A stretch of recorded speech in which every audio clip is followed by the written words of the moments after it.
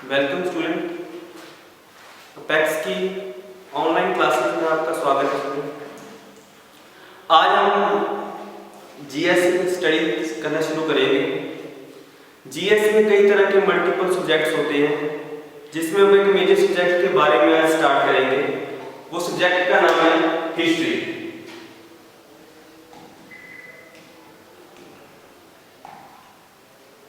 देखो, हिस्ट्री में स्टूडेंट्स अक्सर स्टूडेंट्स को प्रॉब्लम आती है भी हिस्ट्री को कैसे पढ़े। ठीक है, फर्स्ट ऑफ ऑल पहले तो ये पता होना चाहिए कि हम हिस्ट्री को क्यों पढ़ते हैं। Why do we study history? देखो, अपने प्रेजेंट को समझने के लिए हिस्ट्री का पढ़ना बहुत जरूरी है। टू अंडरस्टैंड प्रेजेंट, ठीक है, प्रेजेंट को समझने के लिए हिस्ट्री का पढ़ना बहुत जरूरी है। इसलिए कि हिस्ट्री से पढ़ने से हमें सेटलमेंट के बारे में, इकोनॉमी, पॉलिटिकल सोर्सेज, सब कुछ के बारे में पता लगता है। अगर हम कहीं भी किसी इंसान का कहते हैं कि वो इंसान कैसा था, तो उसे जानने के लिए हमें उसके पास्ट में जाना पड़ता है। इसलिए हम उसकी हिस्ट्री पढ़नी पड़ती है। तो हिस्ट्री की हमारी लाइफ में बहुत इंपॉर्टेंस है। तो पहले क्वेश्चन ये है कि what is history? What is history? History है क्या? What is history? हिस्ट्री है क्या? देखो स्टूडेंट, क्या है, जो भी हमारे अतीत में कोई भी जो घटना होती है उसे हम हिस्ट्री कहते हैं।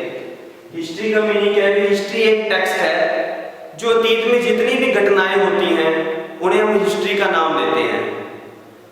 बट कि अतीत में होने वाले सभी घटनाएं को हम हिस्ट्री कहेंगे? It's not. अतीत में होने वाली सभी घटनाओं को हिस्ट्री नहीं कहा जा सकता।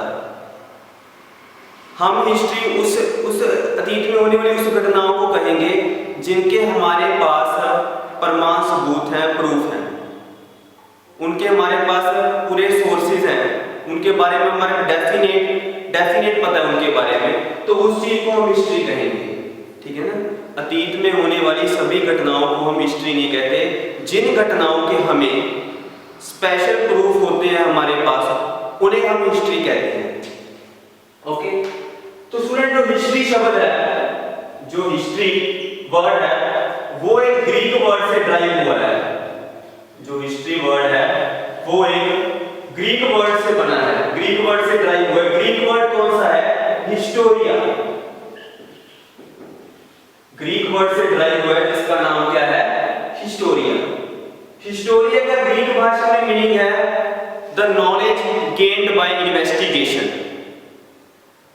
नॉलेज गेन करनी इन्वेस्टिगेशन के द्वारा, छानबीन के द्वारा। द नॉलेज गेन बाय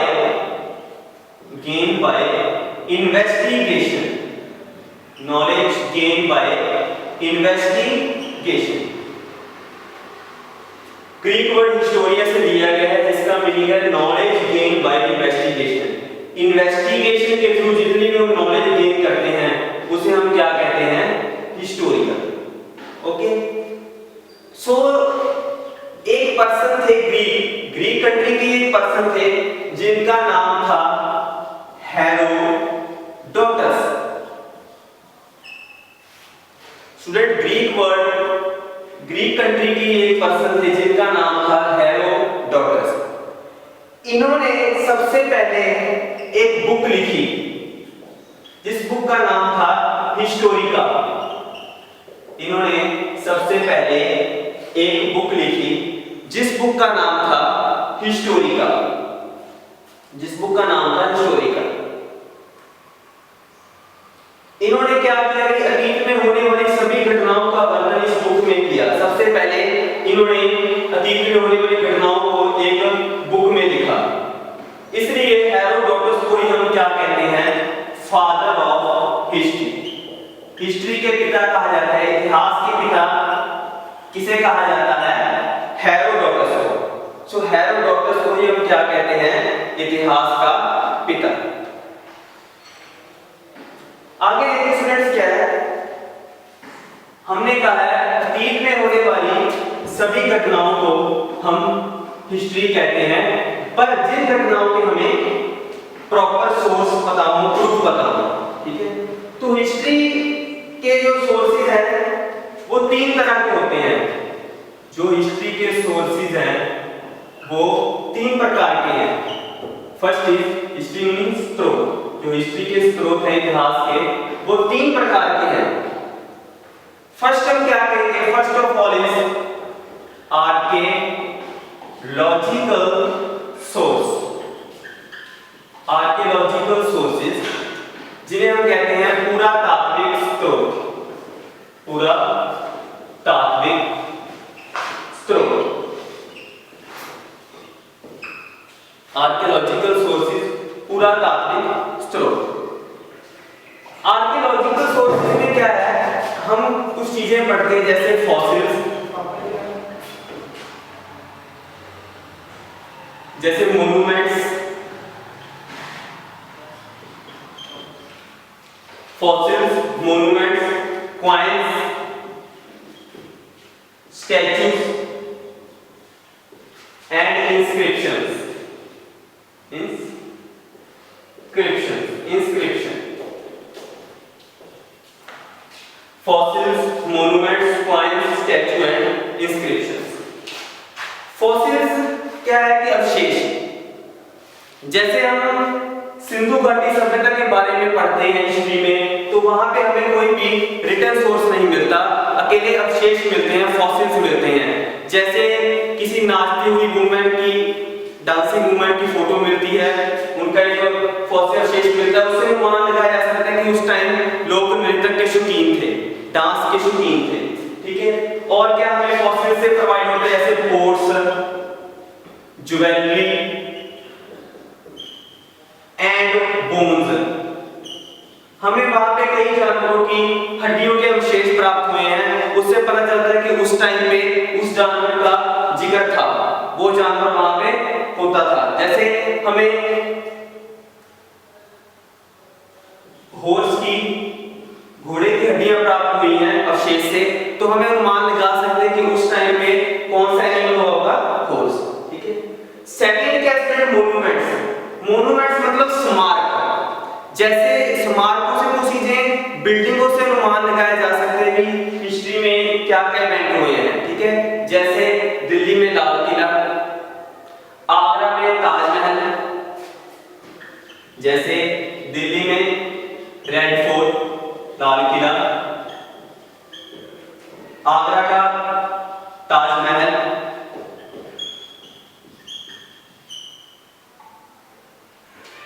और आगरा में मोती मस्जिद, आगरा में ही मोती मस्जिद। तो इनके बारे में हमें मोन्यूमेंट से पता चलता है कि दिल्ली में रेड फोर्ट के बारे में, आगरा में ताजमहल, आगरा में मोती मस्जिद। इन बिल्डिंगों से क्या है, हमें हिस्ट्री के बारे में पता लगता है कि उस टाइम पे ये स्मारक बने थे, ओके। फिर इसमें देखो क्या है, सिक्के, कॉइन्स। इसमें हमें हिस्ट्री के बारे में कैसे पता चलता है, जैसे कोई गुप्तकालीन राजा थे, जैसे कई राजा ने अपने काल में सिक्के चलाए होंगे, वहां सिक्कों में वह अपनी फोटो दर्शाते थे, ठीक है। तो सिक्कों से भी पता चलता है हमें भी किस टाइम पुराने सिक्के थे, कैसे आर्कियोलॉजिकल से पता चलता है सिक्कों के बारे में। फिर है स्टैच्यू। स्टैच्यू जैसे हमें एक नटराज की मूर्ति मिली, और क्या मिला हमें, एक स्वास्तिका का सिंबल मिला। स्टैच्यू में स्वास्तिका का सिंबल, जैसे हम दर्शाते हैं ये स्वास्तिका सिंबल। तो इनसे भी हमें अनुमान होता है कि हिस्ट्री में ये स्वास्तिका स्टैच्यू से पता चलता है कि ये टाइम इतनी पुरानी चीजें हैं। और इंस्क्रिप्शन, इंस्क्रिप्शन होते हैं अभिलेख। कुछ राजा अपने राज्यकाल में दीवारों पे कुछ लिखवाते थे, अभिलेख लिखवाते थे। तो ऐसे एक अभी सबसे ज्यादा अभिलेख किसके काल में मिले हैं हमें, एक पर्सन थे Ashok, Ashoka the great, Ashok the great. Ashok के राज्यकाल में अभिषेक मिले हैं, पर उन्हें काफी टाइम के बाद में पढ़ा गया। अशोक के अभिलेख को सबसे पहले 1837 में 1837 में एक अंग्रेज पर्सन थे जिनका नाम था जेम्स प्रिंसेप। एक पर्सन थे जेम्स प्रिंसेप। इन्होंने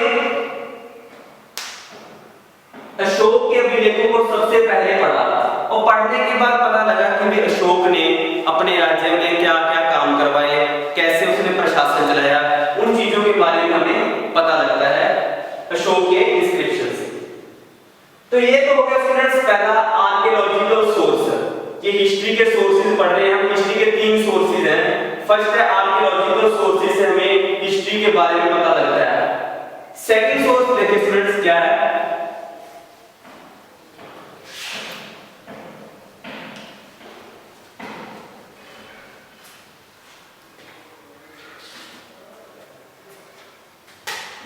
सेकंड सोर्स है students literary source. Second source क्या है, लिटरेरी सोर्सेस। सेकंड सोर्स है स्टूडेंट लिटरेरी सोर्स, जो आप कहते हैं साहित्यिक स्रोत। क्या कहते हैं इनको, साहित्यिक स्रोत। साहित्यिक स्रोत लिटरेरी सोर्सेस मिले हैं हमें। लिटरेरी सोर्सेज को हम 2 पार्ट्स में डिवाइड करते हैं। First is religious sources and second one is non religious, गैर धार्मिक सोर्स। लिटरेरी सोर्सेज को हम 2 पार्ट्स में डिवाइड करते हैं, रिलीजियस एंड नॉन रिलीजियस। धार्मिक ग्रंथ जैसे रामायण,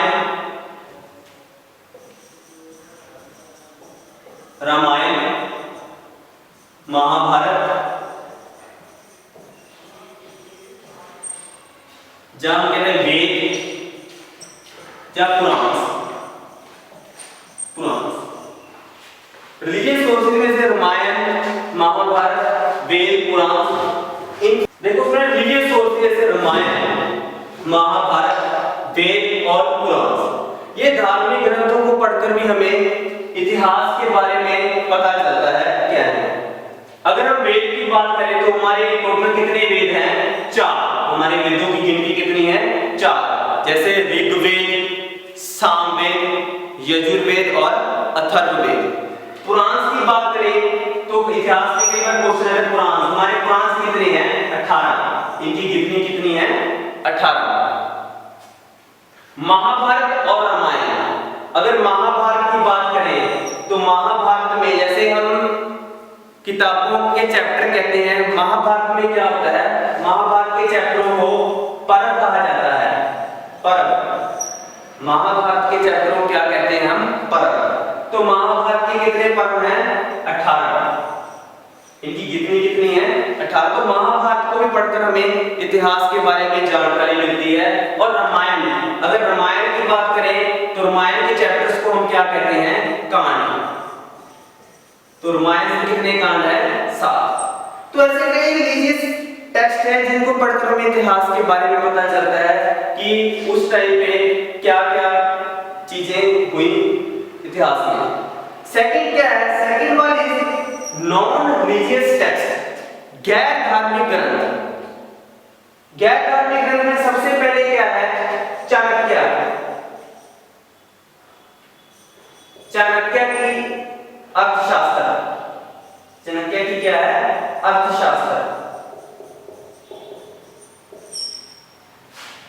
गैर धार्मिक में क्या है, चाणक्य ने एक पुस्तक लिखी थी अर्थशास्त्र, जिसमें उस टाइम के बारे में पता चलता है। चाणक्य किसके शासनकाल में उन्होंने, किसके शासनकाल में थे ये, मौर्य वंश, मौर्य डायनेस्टी आएगी आगे चलकर देखेंगे, मौर्य डायनेस्टी उनके टाइम में थे चाणक्य। इन्होंने कौन सी बुक लिखी, अर्थशास्त्र।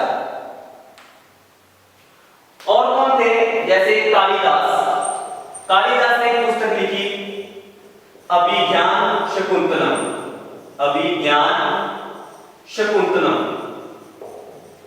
शकुंतलम। तो कालिदास ने विज्ञान शकुंतलम।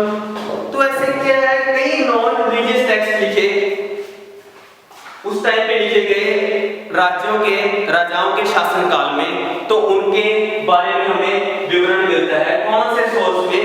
लिटरेरी सोर्स में। थर्ड देखो स्टूडेंट, थर्ड क्या है? थर्ड सोर्स देखो क्या है? Description for foreign travellers.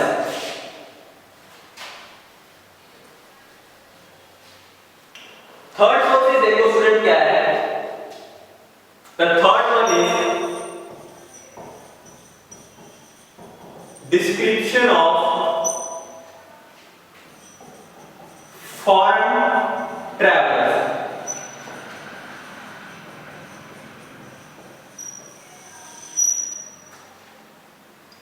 Description of foreign travellers का क्या मीनिंग है? देखो, जब हम भारत में कुछ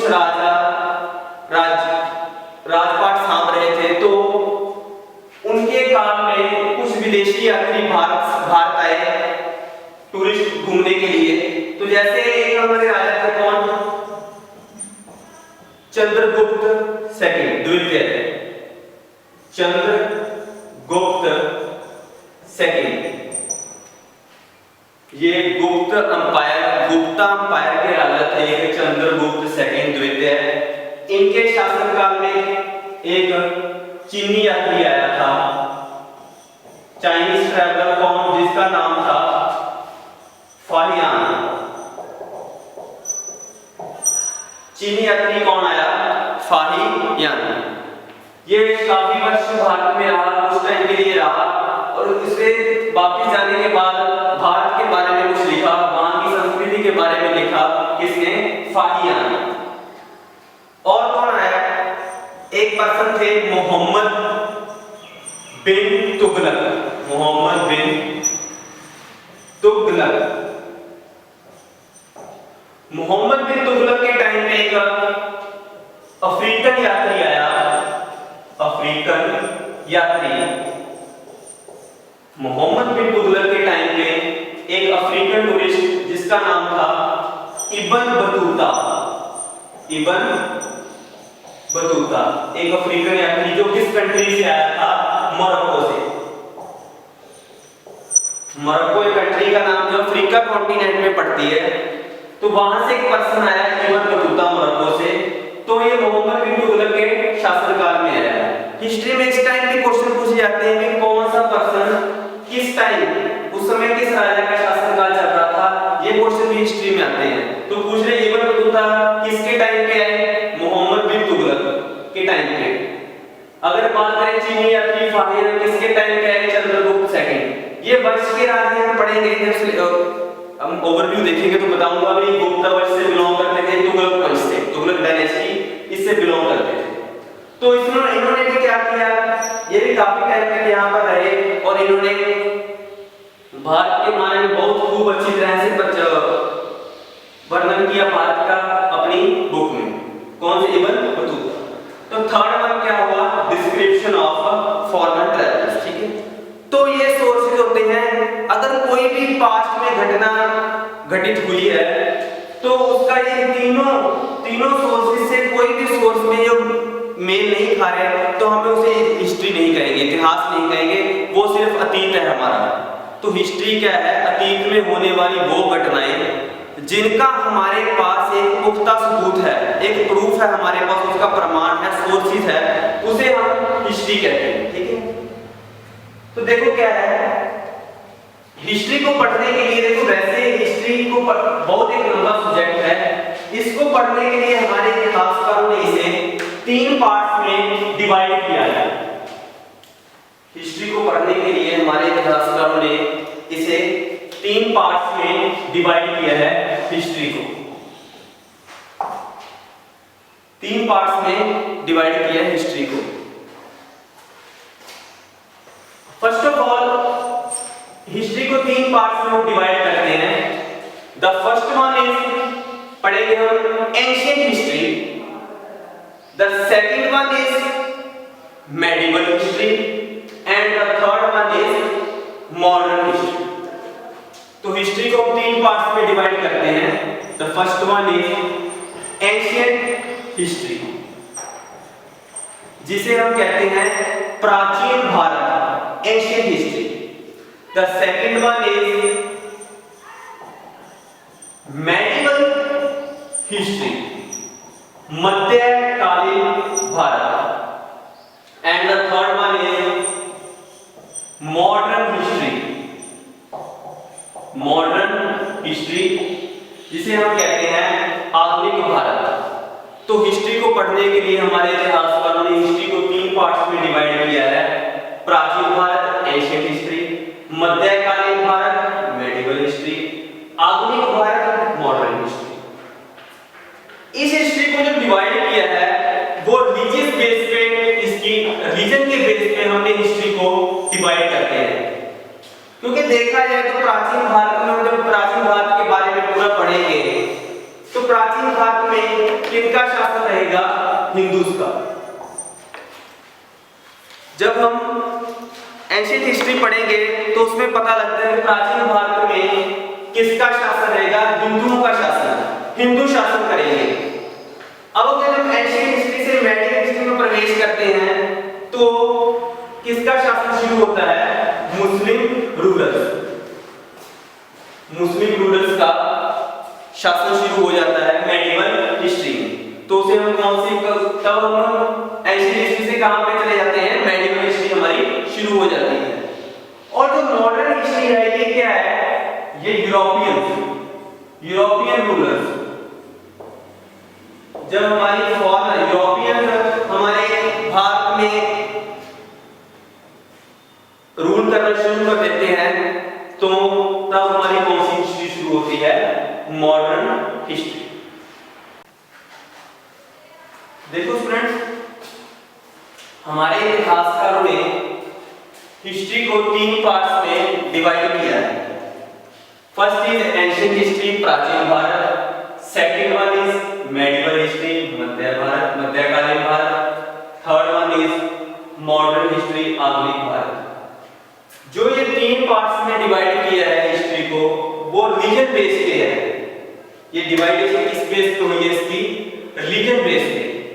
अगर हम एंशिएंट हिस्ट्री की बात करें, प्राचीन भारत की बात करें, तो प्राचीन भारत में किनका शासन रहा, किनका रूल रहा? हिंदू रूलरों का ने राज किया प्राचीन भारत में।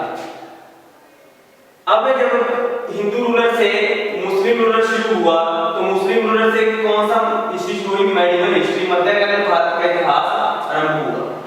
और मॉडर्न हिस्ट्री में किन्होंने राज किया? यूरोपियन रूलर्स ने। अगर हम तीनों हिस्ट्री की बात करें तो सबसे पहले, अगर ज्यादातर अपने जो क्वेश्चंस हैं वो मेडिवल और मॉडर्न हिस्ट्री से ज्यादा क्वेश्चन पूछने की संभावना होती है, इसलिए हम जब स्टार्ट करेंगे वो मॉडर्न हिस्ट्री से शुरू करेंगे हिस्ट्री को। अब पहले देखते हैं कि ancient history.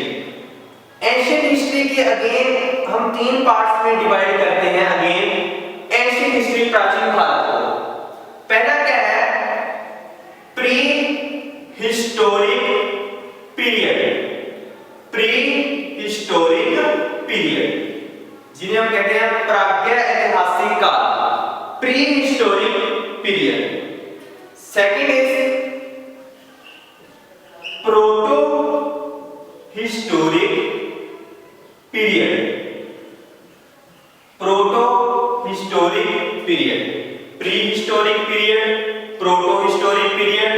And third one is historic period, historic period. जो हमारी एंशिएंट हिस्ट्री है उसे हम 3 पार्ट्स में डिवाइड करते हैं, pre historic period, proto historic period और हिस्टोरिक पीरियड। अब पहले हम इनका मीनिंग समझेंगे कि प्री हिस्टोरिक पीरियड कौन सा है, प्रोटो हिस्टोरिक पीरियड कौन सा है और हिस्टोरिक पीरियड कौन सा है। देखो, प्री हिस्टोरिक पीरियड हम किसे कहते हैं? जिस टाइम पे, जिस समय हमारे पास, प्री हिस्टोरिक पीरियड क्या होता है? जिसमें हमारे पास कोई भी रिटन एविडेंस हमारे पास मौजूद नहीं है, ओनली आर्कियोलॉजिकल सोर्सेज हैं। हमने खुदाई से जो चीजें प्राप्त की हैं, जिन खुदाइयों से हम जो चीजें का पता चलता है वो किस पीरियड में आएंगे? Pre historic period. मतलब कि नो रिटन एविडेंस, कोई भी लिखित प्रमाण नहीं मिले हैं हमें, ठीक है, कोई भी रिटन एविडेंस नहीं मिले, ओनली आर्कियोलॉजिकल सोर्स के बेस पर, खुदाई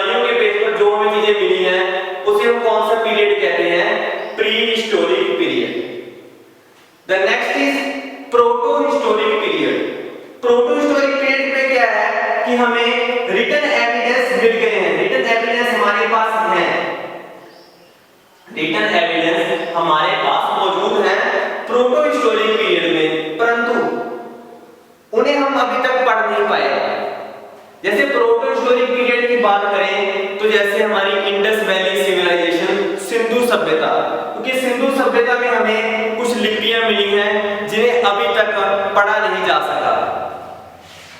The third one is historic period, जहाँ हमारे पास written evidence भी है और उनको पढ़ भी दिया है हमने। वो कौन से पीरियड में आएंगे? हिस्टोरिक पीरियड में। अगर हम इन तीनों पीरियडों में देखें तो सबसे पहले जो प्री हिस्टोरिक पीरियड है, ये फर्दर अगेन दो पार्ट्स में डिवाइड है। प्री हिस्टोरिक पीरियड, अगर हम प्री हिस्टोरिक पीरियड की बात करें तो ये अगेन फर्दर टू पार्ट्स में डिवाइड है। प्री हिस्टोरिक पीरियड, देखिए हम प्री हिस्टोरिक पीरियड को प्री हिस्टोरिक पीरियड, ये अगेन फर्दर टू टाइप्स हैं इनकी। प्री हिस्टोरिक पीरियड की आप चार्ट में बना लेना, अगेन फर्दर टू टाइप्स है। The first one is stone age, जिसे हम कहते हैं पत्थर युग। The second is copper age, जिसे हम कहते हैं तांबा युग, ताम्रपान युग। देखो जिस युग में हमने पत्थर हमारे दुनिया की पत्थर के बारे में पढ़ते हैं, वो कौन सी एज है? Stone age. और आगे चलकर जब हमने तांबे का भी आविष्कार कर लिया तो हम किस एज में प्रवेश हो गए? कॉपर एज में। अब stone age again further three types. Stone age again further of three types. The first is palaeolithic age. First क्या है? पैलियोलिथिक एज, पूरा पाषाण काल, the first one. And the second is mesolithic age, मध्य पाषाण काल, मेसोलिथिक एज या mesolithic period. The third one is neolithic age, neolithic age. Palaeolithic age, mesolithic age और नियोलिथिक एज। देखो लिथिक का जो मीनिंग होता है, लैटिन भाषा में लिथिक कहते हैं। लिथिक का मीनिंग होता है पत्थर, पत्थर को लिथिक कहते हैं लैटिन भाषा में। पैलियोलिथिक मतलब पुराना पत्थर युग, मेसोलिथिक मध्य पत्थर युग, नियोलिथिक मतलब new stone age. The old stone age, middle stone as and new stone age.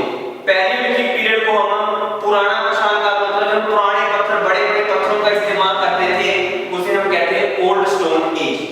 Mesolithic में हमारे पत्थरों का जो साइज है वो छोटा होना शुरू हुआ, तो उस पीरियड में हम किस पीरियड में स्टार्ट करते हैं? Middle stone as.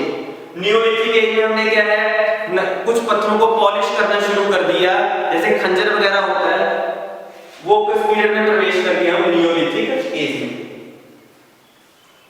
देखो स्टूडेंट, हमने सब कुछ देख लिया, पर हमें यहाँ पे हमने पीरियड वगैरह लिख दिए, पर हमने डेट्स नहीं लिखी। देखो डेट्स का हिस्ट्री में बहुत इंपॉर्टेंस है।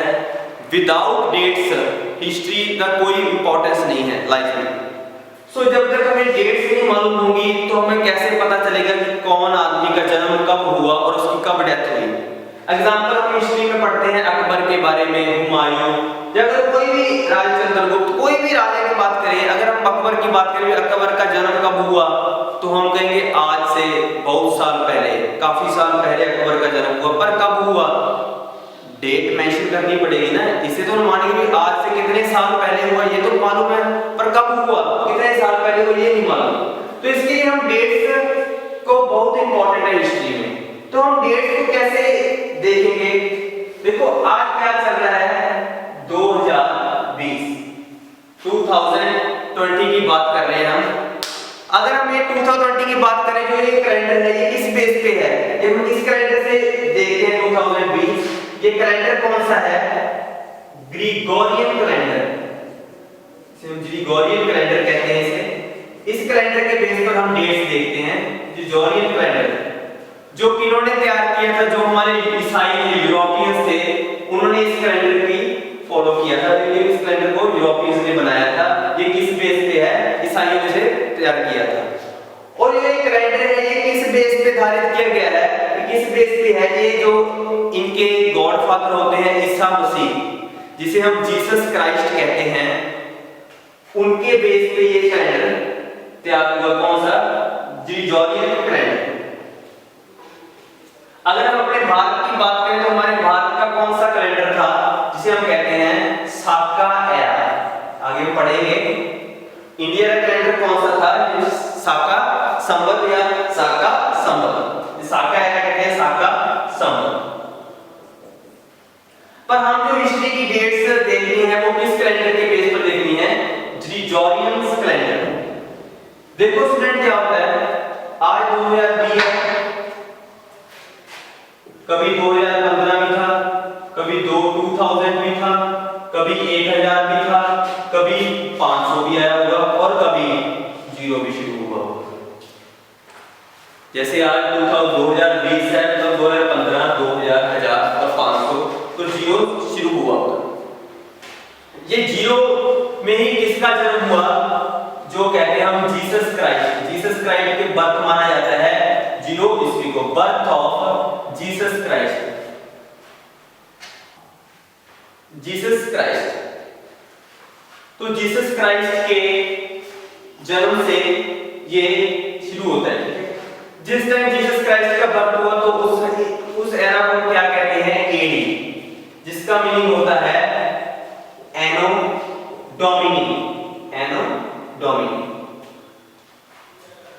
एनो डोमिनी, जिसे हम हिंदी में कहते हैं ईस्वी।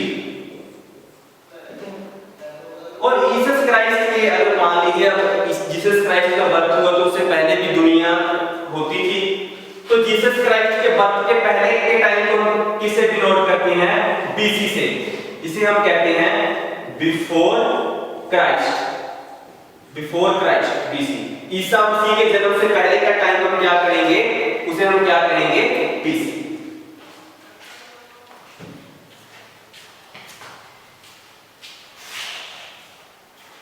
तो देखो स्टूडेंट्स क्या है, जैसे 100 ईसा मसीह के जन्म से 100 साल पहले, 200 साल पहले या 500 साल पहले, उस पीरियड को हम क्या कहेंगे? बीसी।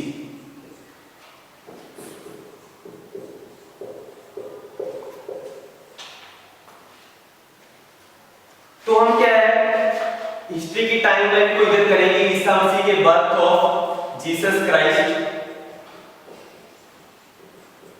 और आगे चलकर हम ऐसे 2020 तक पहुंचेंगे। ठीक है, तो जीसस क्राइस्ट के बर्थ के पहले को हम किस डिनोट करते हैं? बीसी से, और आफ्टर ए। ओके स्टूडेंट्स, तो हम ये टाइमलाइन देखेंगे डेट्स की। ठीक है, तो स्टूडेंट्स ओके, आज का लेक्चर हम यहीं पर समाप्त करते हैं। तो जो नेक्स्ट लेक्चर होगा कंटिन्यू होगा इस बेस पे, हम आगे इसकी टाइमलाइन के बारे में डिस्कस करेंगे। Okay, thank you students.